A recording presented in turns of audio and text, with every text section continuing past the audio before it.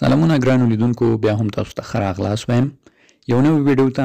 په دغه ویډیو کې دوستانو تاسو ته ښیم چې څنګه کولی شئ باینانس کې له نیم تر $1 بالکل وړیا د 10 سوالونو په ځوابولو سره ترلاسه کړئ. نو راځئ ویډیو درته نه اوږدوم، ویډیو تر پایه وګورئ او که دغه ډول زیاتې ویډیوګانې او یا آنلاین پیسو ګټلو سره شوق لرئ زموږ ټیلیګرام چینل او یوټیوب سبسکرایب کړئ.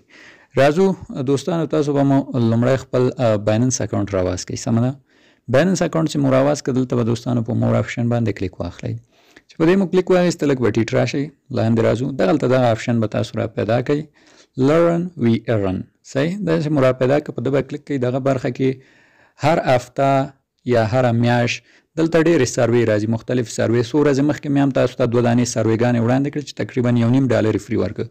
دغه سروې کې هم دوستانو تاسو ته 15.0 BMT ټوکن فري درکول کېږي او تاسو به دلته څو سوالو ته ځواب ورکوئ. دغه ټوکن چې دي دوستانو د 1.5 سل ورځو لپاره لاک وي او د هغې هم تاسو ته ورځنۍ ګټه درکوي، همداشان 1.5 سل ورځې وروسته ستاسو ټول ټوکن هم ازادېږي، هغه هم بیا خرڅوی شي. ځینو دوستان دا وایي چې مثال دی کې دا ټایم ډېر زیات ده، د لاک 1.5 سل ورځې ډېر دي.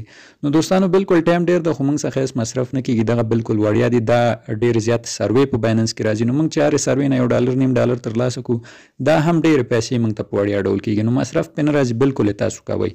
نو راځو د دې کار لپاره به دلته په سټارټ لرنینګ باندې کلیک واخلو دوستانو. چې په دې مو کلیک واخیسته تاسو ته به دغلته دا ډول صفحه راسي، دلته به تاسو د دغه غشي په نښه کلیک کوئ. په دې چې مو کلیک کړو دوستانو بس دا نور ترسره شو. اوس به تاسو دلته په سټارټ کیوز آپشن باندې کلیک کوئ چې تر څو ستاسو سروې سټارټ شي. په دې مو کلیک کړو دوستانو دا ډول صفحه تاسو ته راځي. دلته تاسو څخه 10 دانې پوښتنې کوي، هره پوښتنه هم دلته لیکل شوې. دا مثال زما لومړی پوښتنه ده، دلته ماته دغه سوال راوستی. صحیح، سوالونه دوستانو ټولو ته یو شان دي، خو صرف فرق یې دا ده چې مثال دا زما لومړی سوال ده، کیدای شي دا ستاسو 2 5 10 صرف مختلف ځایونو کې سوال راځي، خو نور سوالونه ټولو ته یو شان دي او ځوابونه یو شان. تاسو داسې کوئ دلته سوال ګورئ او کوم سوال چې تاسو نه کړی راځئ زما ویډیو کې د هغې ځواب ګورئ. مثال ما نه لومړی سوال دا کړی د دې ځواب دغه یو ده، دا به ورکئ. سبمیټ به ووهئ، دلته نیکسټ کوېسچن آپشن درکوي، به ووهئ راځئ دومې ته. دومې کې دغه سوال د ځواب هم دغه د دوستانو سبمیټ به یې کوئ او نیکسټ به یې کوئ. دریم سوال د په دریم کې دوستانو دغه سوال کړی ده او دغه ځواب ده، دا به هم سبمیټ کوئ او نیکسټ کوېسچن آپشن درکوي، به ووهئ مخې ته به لاړ شئ.